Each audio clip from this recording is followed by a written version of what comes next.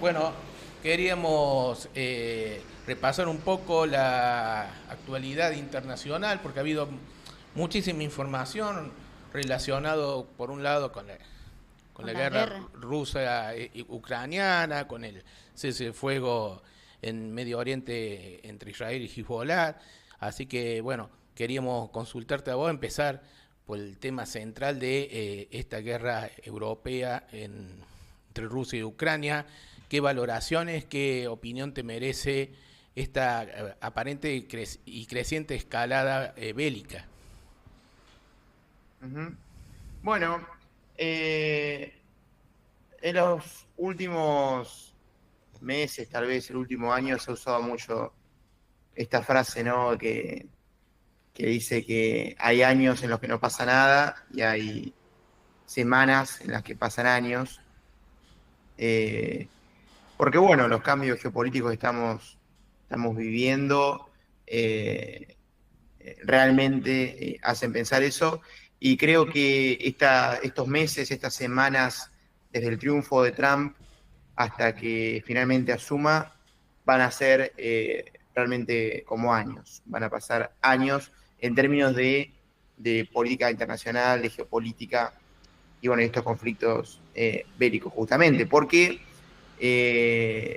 la escalada, o no sé si escalada, pero sí este devenir de sucesos de lo que es el conflicto de Rusia y Ucrania está directamente relacionado con las elecciones de Estados Unidos, porque después de perder las elecciones, el Partido Demócrata, digamos, Biden, si bien no era candidato, pierde su partido las elecciones, es que dan la autorización a Ucrania para que use las armas estadounidenses de largo alcance que le había proporcionado en un momento, pero que no le había dado la autorización para usar. Bueno, ahora se lo autorizó, lo cual confirma lo que hemos dicho acá ya en esta columna, de que el sector demócrata, el Partido Demócrata, Estados Unidos, más vinculado al globalismo, este, realmente tiene una vocación, vamos a decir, más proguerra que la que pueda tener Trump. De hecho, Trump, uno de sus ejes de campaña fue, conmigo se termina la guerra en Ucrania en 24 horas, que bueno, es obviamente tal vez una exageración, pero habla de su intención, ¿no? De terminar con ese conflicto, empezando, primero que nada, por dejar de apoyar económica y militarmente a Ucrania. Algo que el gobierno de Biden eh, ha hecho ha hecho muy bien. Creo que en esta columna también hemos hablado de, de esta disputa interna, ¿no? Que ha habido en Estados Unidos históricamente, pero que hoy está más fuerte que nunca entre el sector más globalista, digamos, y el sector más nacionalista, proteccionista, en este caso representado por Trump, Ahí, y también una línea de manejo de las relaciones con Rusia y China, una línea bajada por Kissinger, eh, infame, pero también tan conocido secretario de Estado de dos presidentes de Estados Unidos del siglo pasado. Kissinger decía, el principal objetivo de la política internacional de Estados Unidos tiene que ser evitar la alianza entre Rusia y China, o en aquel momento lo que era la Unión Soviética y China, porque claro, imagínate los dos gigantes asiáticos en una alianza estratégica, sería una amenaza terrible para los intereses de Estados Unidos, y algo que Estados Unidos supo manejar muy bien durante muchos años. El propio Trump, que fue a fondo con una guerra comercial con China, mantenía ese conflicto con China desde lo comercial, pero mantenía también una muy buena amistad con Putin y el gobierno ruso, eh, algo que el gobierno de Biden no supo manejar y que al contrario, fogoneó, ¿no? Un enfrentamiento con Rusia al apoyar a Ucrania, haciendo que Rusia y China y puntualmente Putin y Xi Jinping, que ya eran cercanos, se vieran en la obligación de acercarse más, porque, aunque no quisieran, digamos, porque Rusia, siendo el país más sancionado de la historia, a partir de que inicia su intervención militar en Ucrania, y China, siendo sancionado económicamente por la guerra comercial, dicen, bueno, no nos queda otra que unirnos, que fortalecer bloques como el BRICS o la Organización de Cooperación de Shanghái, y bueno, y sabemos que Trump sigue estando en la línea de Kissinger en ese sentido, además de tener una línea proteccionista, de no querer gastar dinero ni vidas estadounidenses en guerras. Porque ahí yo creo que Donald Trump es más estratégico, nacionalista de derechas, porque ya saben a lo mejor que no puede ganar ni todo con toda la OTAN, a lo mejor la guerra de Rusia-Ucrania, ¿no? A lo mejor por eso esa decisión de Donald. Es uno de los pocos, tal vez el único político estadounidense, un poco más amigado con la idea de la multipolaridad, ¿no? O con la idea de que Estados Unidos ya no va a ser el único hegemón mundial, no va a ser el único país que maneje la hegemonía mundial, sino que va a seguir siendo una gran potencia, pero ya en un orden multipolar o al menos tripartito, ¿no? Compartido con Rusia y con China. ¿Esto quiere decir que Trump es bueno? No hay políticos estadounidenses buenos. ¿Por qué? Porque estamos hablando del imperio. Estamos hablando del imperio. Entonces, lo que hay es estos matices que podemos mencionar y que son necesarios aclarar, porque muchas veces, justamente, ¿no? En esta división clásica, ¿no? de la política de derecha a izquierda, uno se marea y dice, bueno, Kamala Harris, porque es demócrata y es mujer y es negra. Leandro. Sí. Bueno, ahí a lo mejor también yo creo, si pensamos en nuestra región latinoamericana, hablando geopolíticamente y analizando, si Donald Trump a lo mejor puede que trate de concentrarse más en nuestra región, pero obviamente que no para el bien, ¿no? Sino para adquirir nuestros recursos, venir sobre nuestros recursos de la región latinoamericana, que ya que sería más fácil. ¿No les parece ahí? A ver, mientras que vamos... Por ahora, Ahí volvimos. Sí. No sé dónde se cortó, disculpe. Bueno, te decía que si analizamos pensando en nuestra región latinoamericana sobre Donald Trump y la geopolítica, las guerras, que Donald Trump a lo mejor no esté tan a favor de las guerras que se está librando actualmente en Rusia y Ucrania, pero si pensamos y analizamos desde Latinoamérica, Donald Trump es posible que a lo mejor se concentre más en nuestra región latinoamericana, ya que sería más fácil llegar a querer obtener, obviamente, a buenas, habrá que ver, lo dudo, ¿no? Lo pongo en duda. Yo por ese lado... Está muy bien la pregunta, porque es desde ahí donde tenemos que analizar al gobierno de Estados Unidos. O sea, uno habla del presidente de Estados Unidos o de la presidenta de Estados Unidos, que no va a ser en este caso, no por lo que vayan a hacer adentro de Estados Unidos, sino por lo que van a hacer en el resto del mundo y en particular con nuestra región. Ese tiene que ser el análisis. Bien. Y respecto puntualmente, porque a veces, no sé, cuando fueron a la elección escuchaba a medios argentinos debatiendo, qué sé yo, la cuestión migratoria a Estados Unidos. Y eso nosotros, viste, no es nuestro tema, no es nuestro tema. A veces se corre, viste, el debate para lugares que no nos afectan a nosotros. Yendo a lo que vos planteás puntualmente de la cuestión sudamericana. Mi opinión es que para Argentina y la región es lo mismo, o sea, la mirada hacia Latinoamérica que está teniendo Estados Unidos es una tendencia irreversible, sin importar que hubiera ganado Kamala Harris o Trump.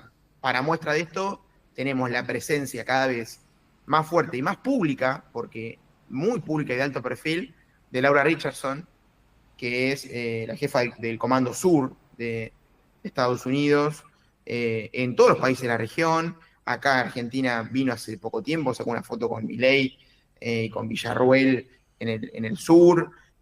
Una militar estadounidense que habla sin tapujos de la importancia, por ejemplo, del Triángulo del Litio. Una injerencia flagrante y obscena, diría, la de Laura Richardson en la región, y era de la gestión de Biden, era de la gestión de Biden. Por eso, Claro. en eso, Eso en es eso para nuestra no, región. Pero sí, a lo mejor favorezca a la guerra que se está librando en claro, por eso, Rusia-Ucrania. para nuestra región, para mí no hay matices. Son los dos igual de malos en cuanto a la injerencia que van a tener. ¿Por qué van a tener? ¿Por qué Estados Unidos está volviendo su mirada para acá? Porque el continuum territorial es la continuidad, ¿no?, territorial lógica, la que uno puede ver viendo el mapa, sin saber nada de geopolítica, de historia. Uno ve el mapa y dice, ¿cuál es la continuidad territorial de Estados Unidos? ¿Es Europa o es Latinoamérica? Bueno, es Latinoamérica, justamente, somos todo el continente americano. Claro. Claro, ¿Por sí, qué? ¿Y por qué hago esta aclaración que puede parecer obvia? Porque de la Segunda Guerra Mundial para acá se construyó una unidad entre Europa y Estados Unidos, lo que se llama el atlantismo, ¿no?, justamente representado en lo que es la OTAN, la Organización del Tratado del Atlántico Norte. Se construyó esa unidad, pero que no tiene ni pies ni cabeza desde el punto de vista geográfico. Cualquiera que agarre un mapa ve que Europa, ¿cuál es la continuidad territorial de Europa? No es Estados Unidos, tiene un océano gigantesco en el medio. Es Asia, es Rusia, es incluso China. Esa es la continuidad territorial. De hecho, creo que era Orwell el que hablaba de Eurasia, si no me equivoco. Eurasia, sí, decía. en el libro 1984, sí. Claro, era Eurasia. Eurasia, y que es un libro de ficción, pero eso tiene mucho más asidero material que la división de la realidad de Europa y Asia, porque es el único continente dividido por una línea imaginaria. En el resto de los continentes, América, vos ves un dibujito que sí, esto claramente es un territorio. África, ves otro. Oceanía, lo mismo. O sea, es Australia y unas cuantas islas. Ahora, Asia y Europa están divididos por una cuestión política, digamos, una línea hecha por el hombre, no por la geografía. Entonces, Europa ha negado históricamente esa continuidad territorial, sobre todo con Rusia, por influencia de Estados Unidos y por ser estados controlados desde la mirada política por Estados Unidos. Leandro, sí. Esto ha sido lo que ha pasado históricamente. Ahora, con el avance tanto de Rusia desde lo militar como China desde lo económico, China está aumentando su presencia económica terriblemente en todo lo que es la Unión Europea, a pesar de algunas sanciones que se le han querido imponer. Estados Unidos empieza a asumir esto y es desde ese lado que empieza a volver su mirada a nuestra región, al Caribe, a Latinoamérica, y por eso digo que es una tendencia irreversible esa mirada de Estados Unidos para acá, sin importar quién gane. En este caso ganó Trump. Si hubiera ganado Kamala, para mí eso hubiera sucedido de igual manera. Ahora, digamos, la situación de que Estados Unidos deje de apoyar guerras en otras partes del mundo, sí nos beneficia a nosotros. Sí nos beneficia a nosotros. ¿Por qué? Primero, por la cuestión obvia que es bueno que no haya guerra, pero después por otra cuestión mucho más grave y mucho más seria, que es la amenaza nuclear. Claro. Es la amenaza nuclear. Que por más que no se hable de la amenaza nuclear desde la Guerra Fría, cuando Estados Unidos le permite a Ucrania usar misiles de largo alcance, no nucleares, pero misiles de largo alcance, es decir, tener poder de daño directo en pocos minutos sobre territorio soberano ruso, ¿qué es lo primero que hace Rusia? ¿Qué fue lo que hizo Rusia?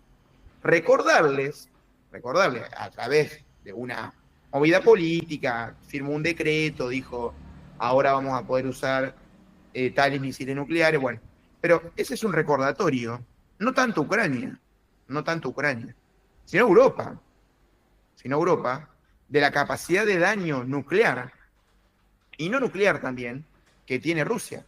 Rusia tiene misiles hipersónicos. Rusia tiene misiles hipersónicos que pueden llegar a Londres en 8 minutos. En 8 minutos. Piensen, ¿no? Pensemos, 8 minutos. No te da tiempo a nada.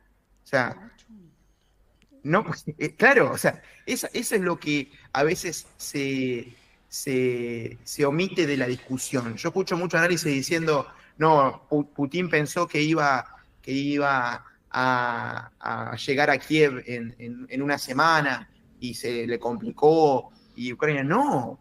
Rusia ha manejado este conflicto de manera casi quirúrgica.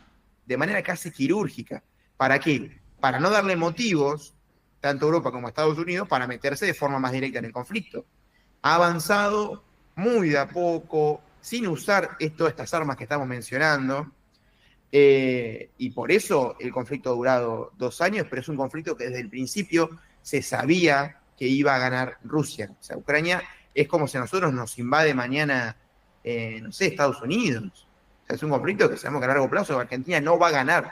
Podremos resistir, podremos complicársela, pero Ucrania no tiene la capacidad. Si Ucrania resistió todo este tiempo fue por el apoyo militar de la OTAN, no por la capacidad propia de resistencia. Entonces, volviendo a la pregunta original, pido disculpas por toda esta perorata tan larga, lo que ha pasado en las últimas semanas es que Rusia está haciendo un avance a pasos agigantados sobre algunos puntos clave de Ucrania, en frentes que estaban estancados hacía meses. Bueno, está haciendo un avance tremendo, y la aprobación del gobierno de Biden para que Ucrania use misiles de largo alcance es ni más ni menos dejarle un cuadro mucho más complicado a Trump, mucho más, o sea, un cuadro de guerra mucho más difícil de resolver que el que había hace un mes, para que Trump efectivamente no pueda destrabar el conflicto tan rápidamente como él quiere o como él decía que iba a hacerlo.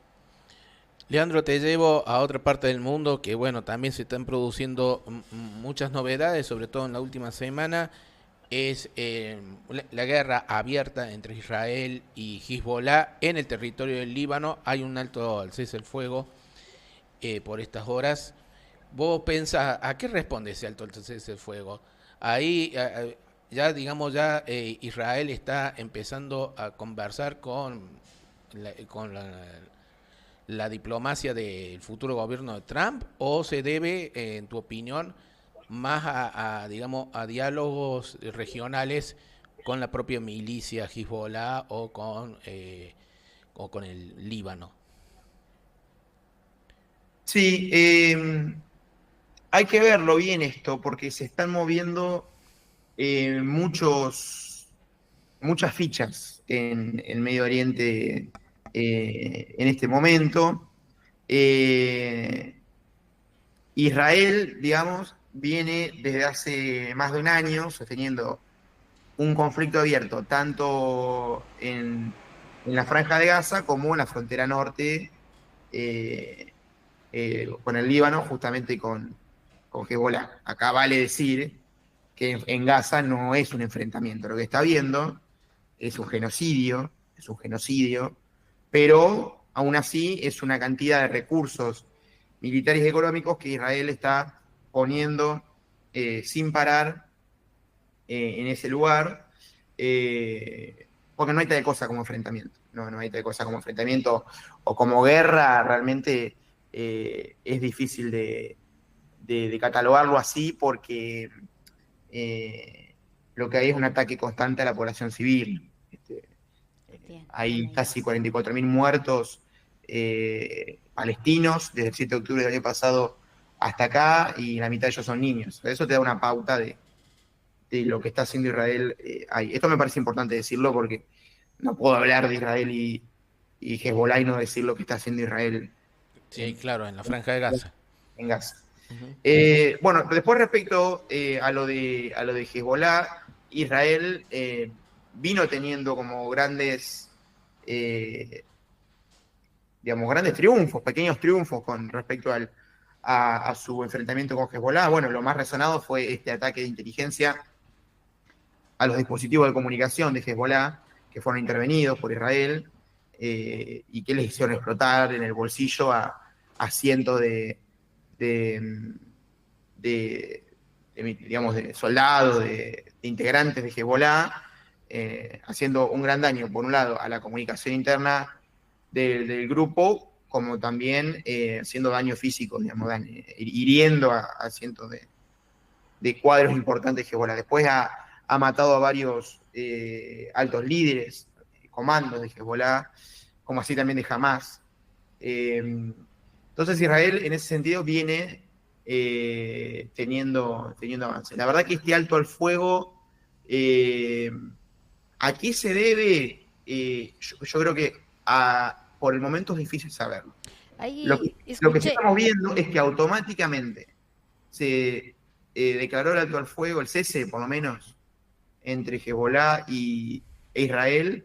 Se disparó directamente el conflicto nuevamente en Siria, con este grupo yihadista HTS, que bueno, es un grupo que tuvo tener mucha presencia en Siria, pero que desde 2015 para acá, el gobierno sirio, apoyado en gran parte por Rusia, también aliado con facciones como los kurdos, había podido avanzar y recuperar gran parte del territorio sirio, pero ahora hay una escalada de esto. HTS logró entrar en Alepo, en la capital. HTS es un grupo que por ahí, no tanto HTS en sí mismo, pero sí grupos aliados, están muy apoyados por Turquía, por el gobierno turco.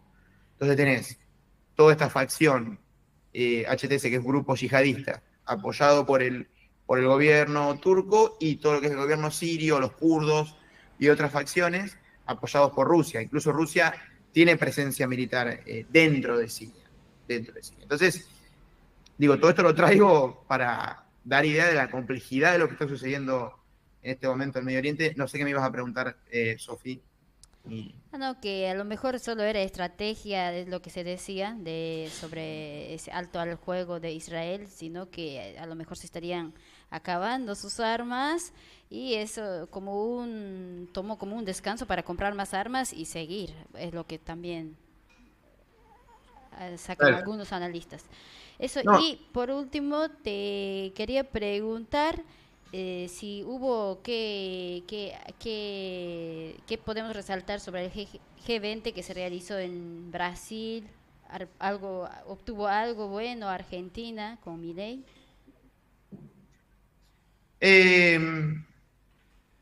No, por ahí, perdón, un último comentario sobre Israel que me faltó decir, es un tercer frente que tiene Israel, que es con Irán, ¿no? O algunos ataques cruzados, y bueno, también se puede entender este alto al fuego para centrarse más en ese enfrentamiento con Irán, o mismo para aumentar aún más su presión sobre la franja de Gaza y Hamas. Se puede entender por ese lado. Igual en las últimas horas hubo acusaciones cruzadas entre Hezbollah e Israel de violar el alto al fuego. Digamos, la presencia de Israel, la mera existencia de Israel en Medio Oriente siempre va a ser motivo de conflicto, a menos que todos los países de la región tengan gobiernos afines a Estados Unidos y a Israel. A menos que eso suceda, siempre va a ser motivo de conflicto. ¿Por qué? ¿Porque todos los países de la región son antisemitas? No, simplemente porque Israel es un enclave militar. O sea, Israel no es un país en serio, vamos a decirlo. No es un país en serio. Es un país que se crea como un enclave militar de Estados Unidos y de Inglaterra en la región. Entonces, siempre va a haber conflicto. A veces con más fuerza, a veces con menos, pero hasta que Israel no se desmilitarice o no corte con su política expansionista, esta idea del Gran Israel, de tener todo lo que es el territorio palestino, una gran parte del Líbano, una parte de Siria, hasta que eso no se corte, va a ser muy difícil que haya paz. Va a ser muy difícil que haya paz porque es un enclave militar estratégico de Estados Unidos y de Inglaterra en la región, y tiene esa función en la región. Y se sostiene como país, y se sostiene como enclave militar por el apoyo millonario. Es descomunal la cantidad de dinero que ha puesto Estados Unidos ahí, en Israel, hay un video de Biden cuando no estaba Gagá como ahora y cuando era senador, diciendo, es la mejor inversión que tenemos, es la mejor inversión que tenemos porque es la garantía de defensa de nuestros intereses en Medio Oriente. Esto también para cerrar un poco ese tema y sumar, no sé, un análisis histórico a lo que puede parecer ahora un alto el fuego, bueno, tiene toda una correlación y de varios frentes que tiene abierto Israel en la región.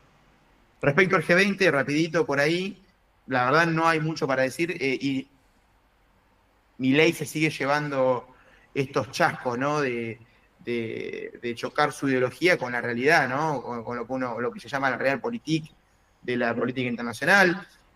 Lo hablamos en este programa el año pasado, cuando Milei aún era candidato, de que cuando vos estás en el gobierno, lo que prima es el pragmatismo a la hora, o lo que debería primar es el pragmatismo a la hora de llevar adelante las relaciones internacionales, y no la ideología, digamos. Entonces, lo vemos muy claramente con Milei cuando decía que no iba a negociar con comunistas, que iba en contra de su moral al referirse a China, y ahora pidiéndole un poco más de rodillas a los chinos que le continúen el swap, diciendo que se llevó una sorpresa con China por el pragmatismo que tiene. Bueno, en el G20 pasó también una cosa del mismo sentido, de que Argentina no iba a firmar el acuerdo de la lucha mundial contra el hambre y la pobreza, promovido por Lula da Silva, el presidente de Brasil.